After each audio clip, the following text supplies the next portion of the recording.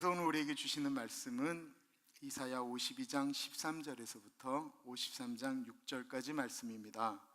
하나님의 말씀을 받들어 봉독할 때에 살아계신 하나님의 음성을 들으시기 바랍니다. 보라, 내 종이 형통하리니 밭들어 높이 들려서 지극히 존귀하게 되리라.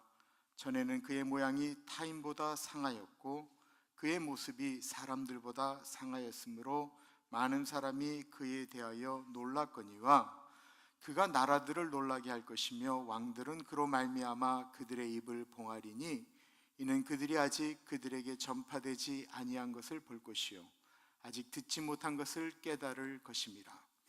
우리가 전한 것을 누가 믿었느냐? 여호와의 팔이 누구에게 나타났느냐? 그는 주 앞에서 자라나기를 연한 순 같고 마른 땅에서 나온 뿌리 같아서 고운 모양도 없고 풍채도 없은즉 우리가 보기에 흠모할 만한 아름다운 것이 없도다. 그는 멸시를 받아 사람들에게 버림받았으며 강고를 많이 겪었으며 질고를 아는 자라. 마치 사람들이 그에게서 얼굴을 가린 것 같이 멸시를 당하였고 우리도 그를 귀히 여기지 아니하였도다.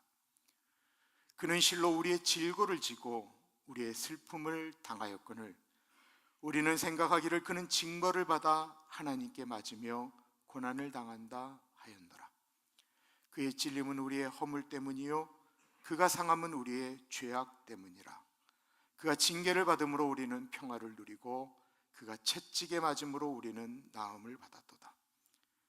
우리는 다 양 같아서 그릇 행하여 각기 제 길로 갔거늘 여호와께서는 우리 모두의 죄악을 그에게 담당시키셨도다. 아멘. 이사야는 예수님이 탄생하시기 800여 년 전의 사람인데 오늘 본문은 이사야가 예수님에 대해서 예언하신 것이다라고 우리는 보통 알고 있습니다. 이사야서에는 4편에 걸친 종의 노래가 나오는데 오늘 본문은 마지막 종의 노래, 보통 이 종의 노래를 가리켜 고난받는 종의 노래라고 말을 합니다. 종이 무엇입니까? 종은 주인의 말에 복종하고 시키는 일에 노라고 말하지 못하는 것이 종인 것입니다. 종에게는 자신의 생각이라고 하는 것이 있을 수가 없습니다. 종이라는 것이 그렇다고 할 때 우리가 보통 옛날 영화를 보면 좀 성격이 안 좋은 주인이 종을 때리기도 하고 아주 심한 일을 하는 것을 갖고 우리는 속상해하기도 하고 마음이 아프지만 그렇다라고 해서 법적으로는 또한 뭐라고 말할 수가 없습니다. 그것이 당시 주인과 종의 관계였기 때문에 그렇습니다. 그렇다고 할 때 하나님이 명령하시고 그 명령을 듣는 종은 어땠을까요? 13절입니다. 보라, 내 종이 형통하리니 밭들어 높이 들려서 지극히 존귀하게 되리라. 13절에 보면 하나님께서 하나님의 명령에 순종하는 종을 형통케 하고 높이 들어서 존귀케 하신다라고 말씀하고 계십니다. 하나님께서 하나님의 말씀에 순종하는 사람은 모든 것을 다 형통하게 만들고 지극히 존귀하게 만든다라는 것입니다. 그런데 정말로 과연 그렇습니까? 하나님의 뜻대로 사는 사람들 중에는 형통하지 않을 뿐만 아니라 지질이 고생하고 아파하고 병들고 일찍 죽고 자녀들이 안 되는 사람들도 많이 보았습니다. 지극히 존귀케 되기는커녕 막판에는 어느 누구도 돌보지 않는 하나님을 위하여 최선을 다하고 살았던 그러나 말로가 너무나도 고통스러운 분도 저는 참 많이 보았습니다. 그렇다고 한다면 이 성경의 말씀은 틀린 것일까요? 성경이 지금 우리에게 거짓말을 하고 있는 것입니까? 우리에게 이 말이 틀렸다라고 생각되어지는 것은 우리가 생각하는 형통이나 존귀케 되는 모든 것은 우리가 살고 있는 이 땅에서 존귀케 되고 형통케 되고 존귀하게 되는 것만이 성경적인 것이다라고 생각하는 우리의 마음 때문은 아닐까요? 성경은 꼭 우리의 형통을, 존귀함을 이 땅으로 규정하고 있지 않다라고 하는 것입니다. 도리어 사는 동안은 너무나도 고통스럽고 힘들고 비참했는데 죽은 다음에 존귀한 자로 기억되는 사람들이 많았다라는 것입니다. 마치 설교를 아는 것처럼 김동천 장로님이 아까 그 옛날 흑인 노예들이 불렀던 그 찬양을 했는데, 그들이 이 땅 가운데 존귀케 되고 형통에 대한 소망을 가졌습니까? 아니요. 그 와중에도 본인들의 삶을 끌고 가면서 훗날 하나님께서 나를 천국에 부르실 때는 그렇게 되리라 고백하며 그들은 그 어려운 길을 걸었던 것입니다. 어느 주인에게 한 종이 있었습니다. 이 종과 이 주인의 관계는 종과 주인의 관계라고 말하기가 어려울 정도로 친밀하였습니다. 둘이 늘 어떤 것들을 의논하고, 보면 늘 웃고, 같은 식탁에서 밥 먹고, 도대체 누가 주인이고 누가 종인지 구분이 안 될 정도로 그 주인과 종의 관계가 좋았습니다. 그러던 어느 날 주인이 아주 근심하며 그 종을 부릅니다. 그리고는 어두운 얼굴로 종에게 무슨 이야기를 하는데, 다른 종들이 보기에도 쉽지 않은 부탁을 그 주인이 종에게 하는 것 같습니다. 종이 그 얘기를 듣고는 어두운 얼굴로 이야기합니다. 알겠습니다. 그러자 다시 주인이 얘기합니다. 아니다, 내가 생각을 잘못한 것 같다. 내가 지금 너에게 이야기한 것 잊어버려라 라고 이야기합니다. 아니요, 제가 실천하겠습니다. 주인이 다시 얘기합니다. 잊어버려라. 그리고는 그날 밤이 지났는데 종이 없어진 것입니다. 그리고 아주 오랜 시간이 흘렀습니다. 종은 돌아오지 않았습니다. 사람들은 그 종이 도망갔다라고 생각했습니다. 아니면 어딘가에서 죽었을지도 모른다라고 말했습니다. 그 종은 주인과 있을 때 주인과 별로 다르지 않은 좋은 옷을 입었고 가장 좋은 음식을 먹었습니다. 주인과 함께 있을 때 가장 좋은 집에서 살았습니다. 그런데 주인의 곁을 떠난 그 종의 모습은 어땠는지 아십니까? 그 종의 주인이 누군지도 모르고 그 종을 만나는 사람들은 그 종을 무시하였습니다. 심지어는 발길질했습니다. 침을 뱉었습니다. 소리를 질렀습니다. 모욕했습니다. 얼굴을 주먹으로 때렸습니다. 채찍질했고 조롱했습니다. 그리고는 그 종을 십자가에 매달아 죽였습니다. 이 종이 누구입니까?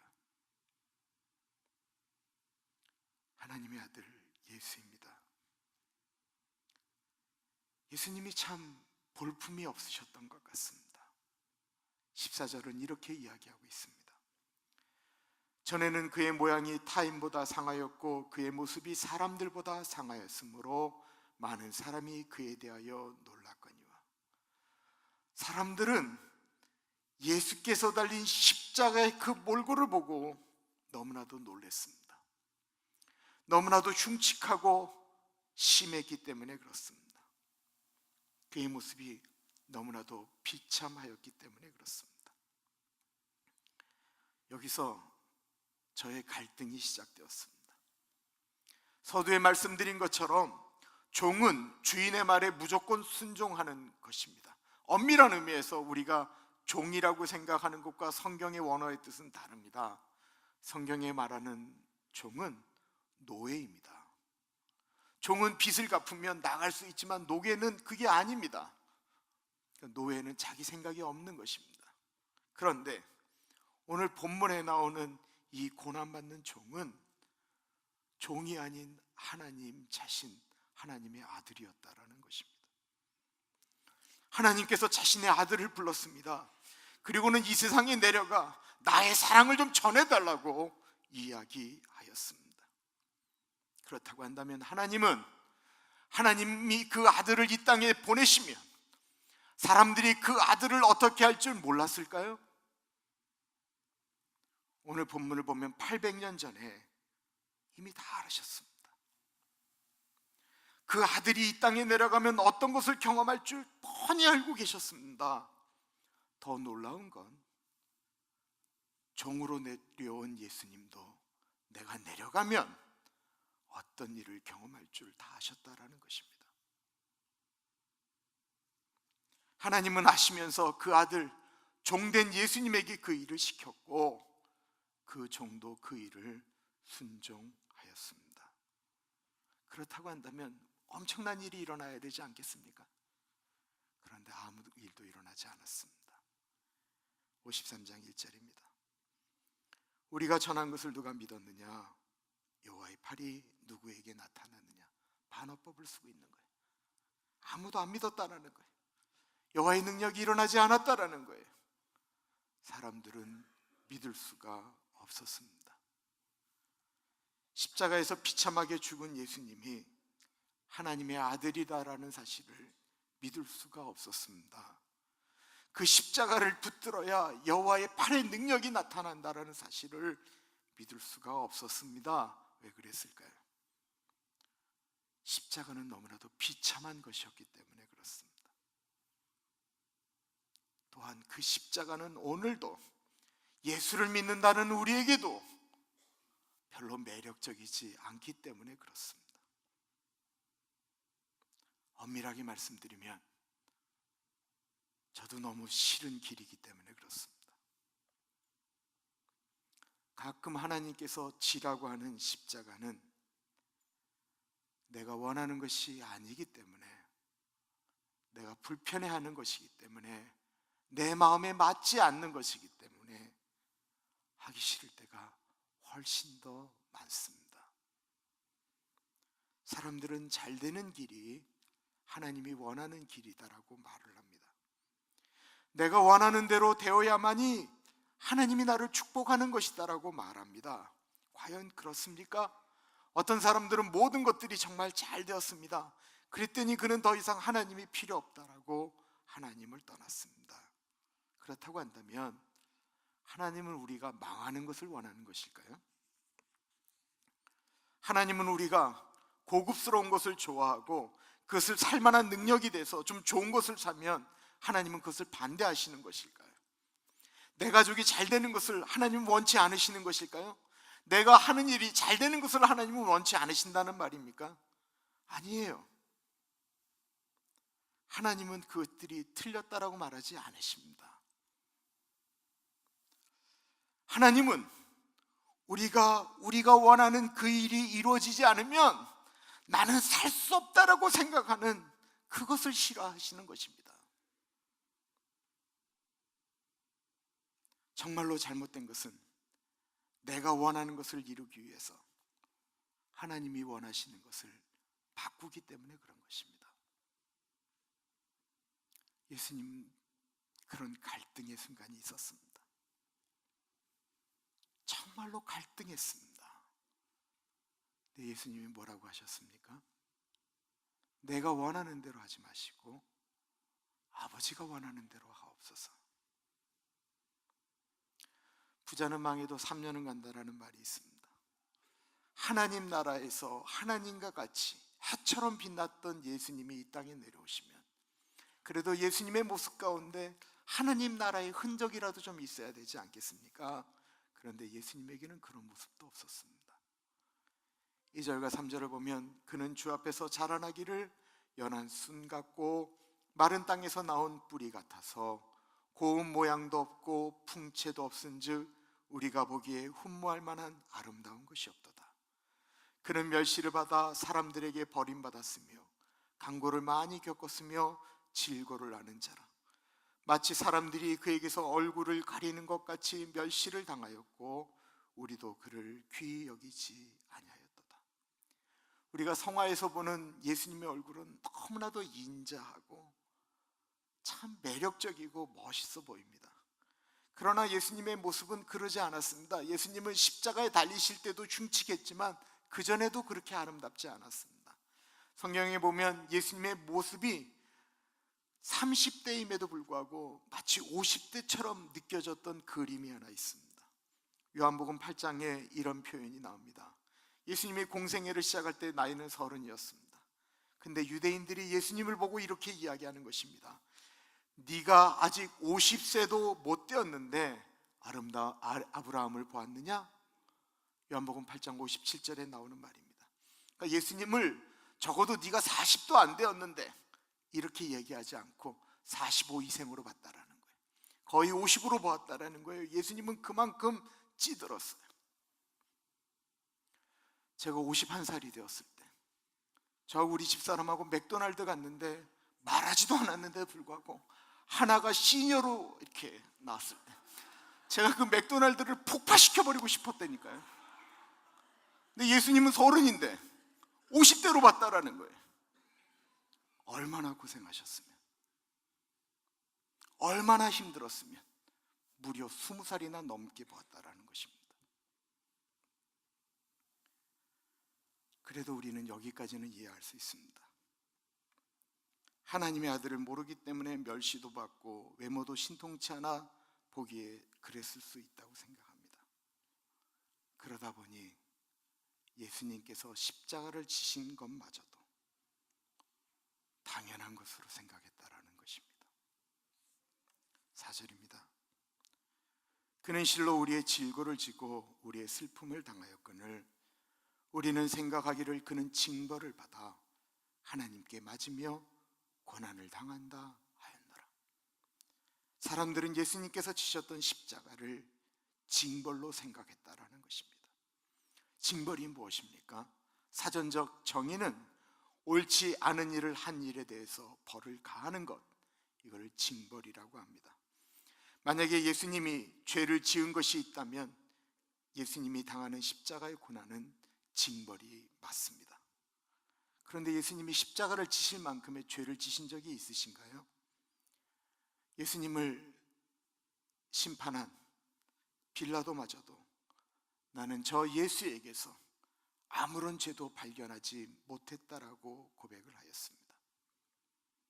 그렇다고 한다면 예수님은 죄를 지은 일이 없는데 왜 징벌 받으셨습니까?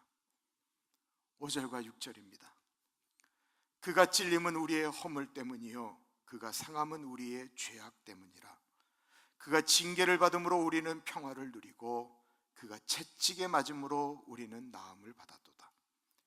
우리는 다 양 같아서 그릇 행하여 각기 제 길로 갔거늘 여호와께서는 우리 모두의 죄악을 그에게 담당시키셨도다. 예수님의 십자가는 예수님의 죄 때문이 아니고 바로 우리의 죄 때문이다라는 것입니다. 이것이 하나님께서 예수님을 이 땅에 보내신 이유셨고 예수님께서 십자가를 지신 이유였습니다. 구약시대에는 늘 짐승을 잡아 제사를 지내므로 사람이 지은 죄를 용서받았지요. 지난번 이스라엘 성지를 다녀오셔서 우리 정대원 장로님 보고하실 때 아사셀 염소에 대해서 말씀하셨던 것을 기억하실 것입니다. 이스라엘은 7월 11일 이스라엘 민족의 대속죄일로 정하였습니다. 그날이 되면 2마리의 숫염소, 어린 숫염소, 흠이 하나도 없는 아주 깨끗한 2염소를 데려옵니다. 그리고는 2염소를 두고 제비를 뽑습니다. 제비를 뽑아서 한 염소는 하나님을 위하여 대속죄일에 제사 지내어지는 염소가 됩니다. 2번째 염소는 이스라엘의 모든 민족의 죄악을 담당하기 위해서 거친 광야로 내보내져서 짐승에게 찢기는 염소로 지정이 되어집니다. 이 염소를 가리켜 아사셀 염소라고 하였습니다. 2번째 염소는 돌아올 수 없는 곳으로 보내집니다. 이번에 성지순례에 다녀오신 분들이 말씀하였던 그 산에서 염소를 내려보내는데 얼마나 가파른지 염소가 다시 올라올 수가 없습니다. 지금도 그곳에 무서운 짐승들이 나온다고 하는데 그 옛날에는 오죽했겠습니까? 그렇게 아사셀 염소는 민족의 죄악을 짊어지고 광야로 쫓겨가서 짐승에게 찢기며 죽었습니다. 이스라엘 민족은 그 일을 매년 하였습니다. 하나님은 이제 그 일을 죄 없는 종에게 시킨 것입니다.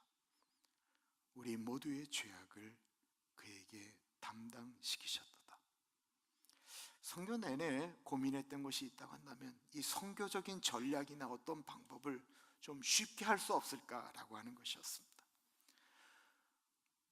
물이 부족하니까 샤워를 못하니까 이 더워 죽겠는데 땀이 뽀송뽀송 막 그냥 막 넘쳐나는데 좀 샤워를 할 수 없을까 생각되어지니까 물이 없을 때 물이 나오게 할 수 있는 방법이 없을까?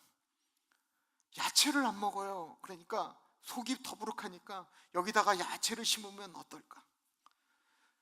사냥을 하지 않으면 먹고 살 곳이 없는 곳이니까 여기다가 닭을 키우고 토끼를 키우면 어떨까?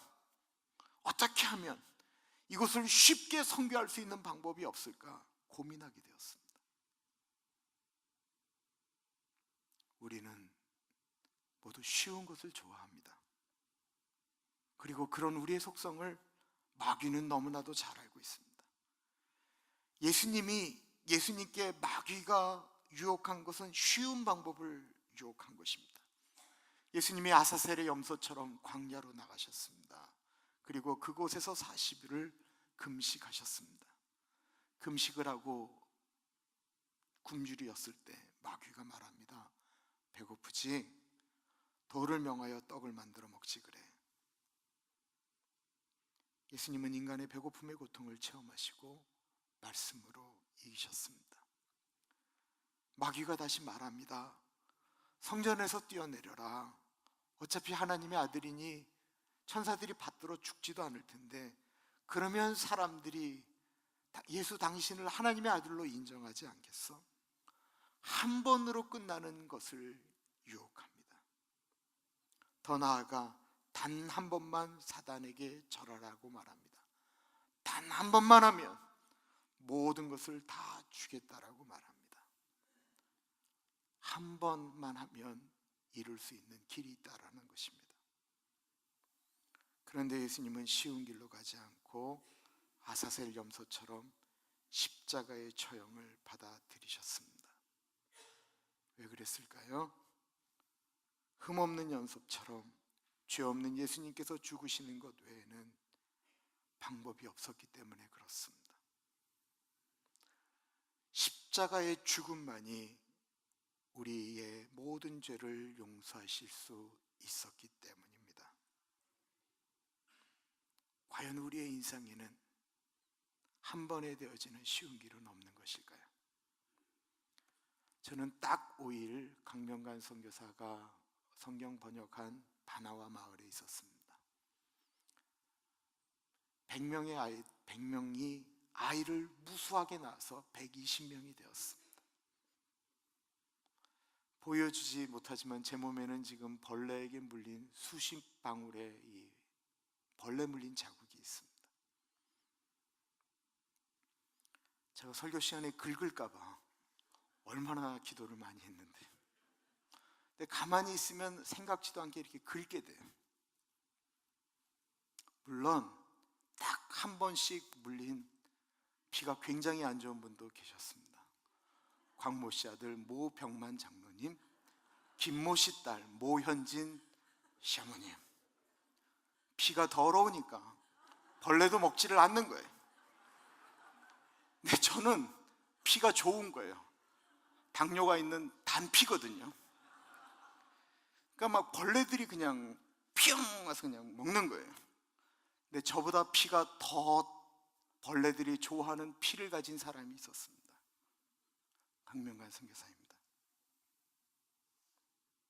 5일 있어서 50방울을 넘게 물렸는데 그 벌레 많고 물 문제 해결이 안 되는 곳에서 15년을 강명관 선교사가 있었습니다.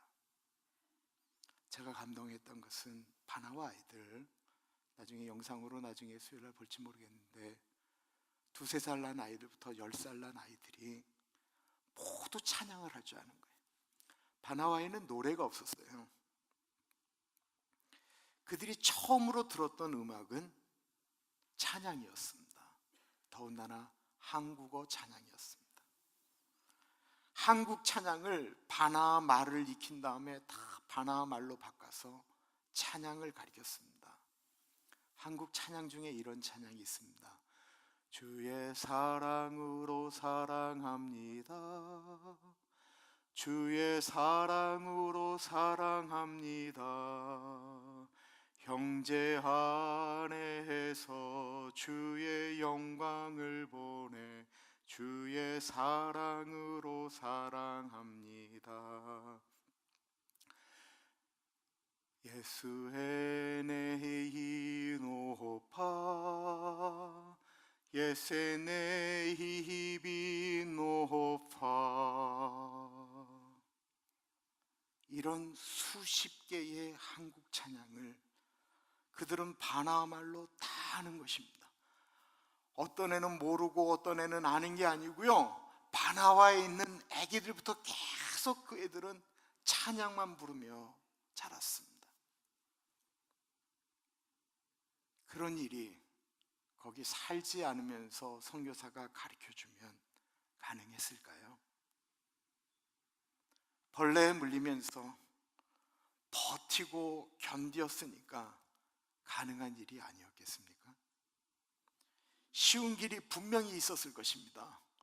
너무 덥고 힘들고 도망가고 싶으니까 이런 생각을 했답니다. 센터가 도시에 있거든요. 그 성경 번역 센터가. 거기 와서 이제 컴퓨터 자격을 해야 되는데 미국 선교사들이 떠나니까 집들이 비기 시작했습니다. 거기에 바나와 가족들을 다 이주시켜서, 몇 가족 안 되니까 이주시켜서 거기서 마을로 만들어서 거기서 바나 말로 바꾸면 안 될까?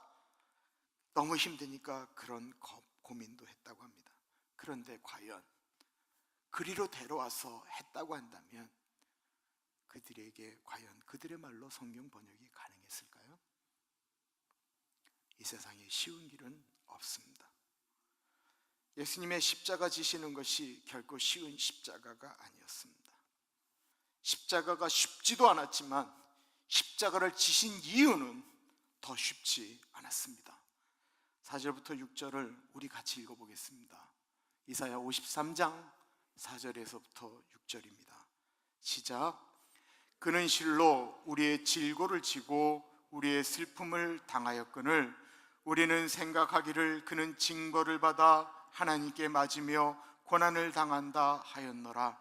그가 찔림은 우리의 허물 때문이요 그가 상함은 우리의 죄악 때문이라.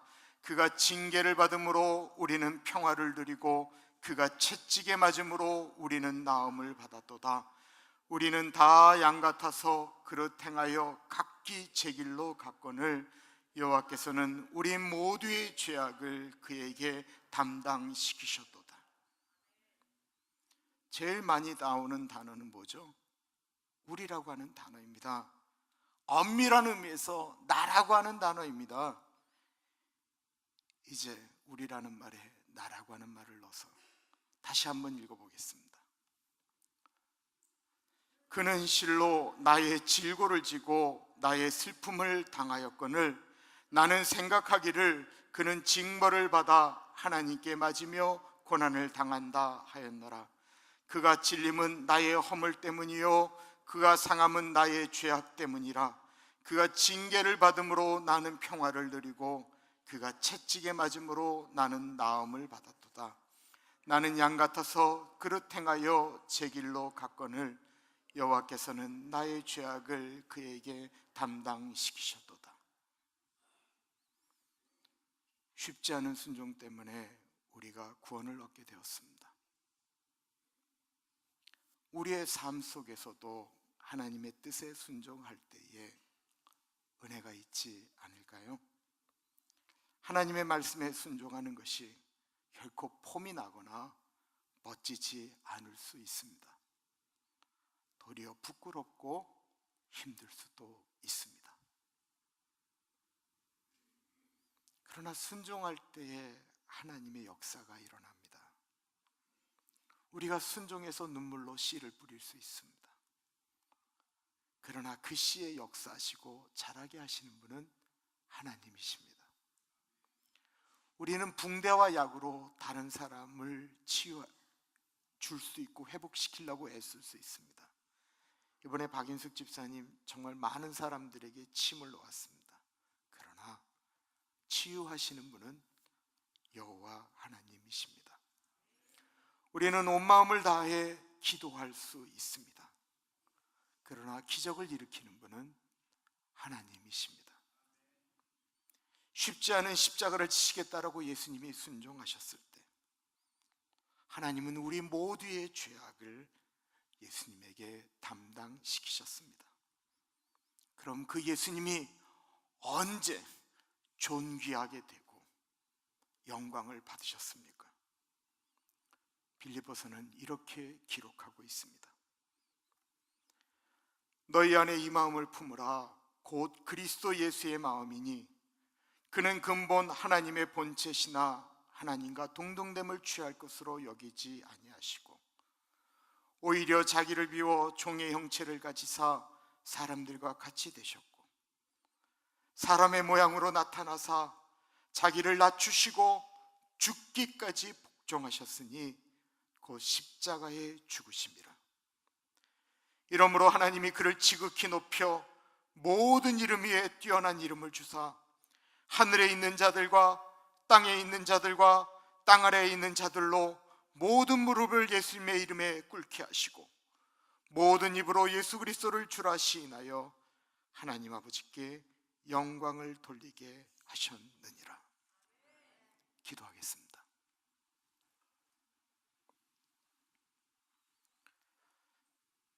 참으로 존귀하신 하나님 아버지, 만일 나를 따라오려거든 내가 원하는 것들을 부인하고 하나님께서 부탁하신 자기 십자가를 지고 나를 쫓을 것이니라. 귀하신 예수님, 예수님께서 먼저 자기를 부인하시고 십자가를 지실 때 땅 위에 있는 자들과 땅 아래에 있는 자들과 땅 아래에 있는 모든 것들이 예수님께 무릎을 꿇었던 것처럼 우리가 주의 말씀에 순종하며 나아갈 때에 하나님이 우리를 영화롭게 하시고 우리를 존귀케 하실 줄 믿습니다. 그 하나님의 말씀에 순종하는 우리 가나안 교회 식구들 되어질 수 있도록 하나님 인도하여 주옵소서. 존귀하신 예수님 이름으로 기도드립니다.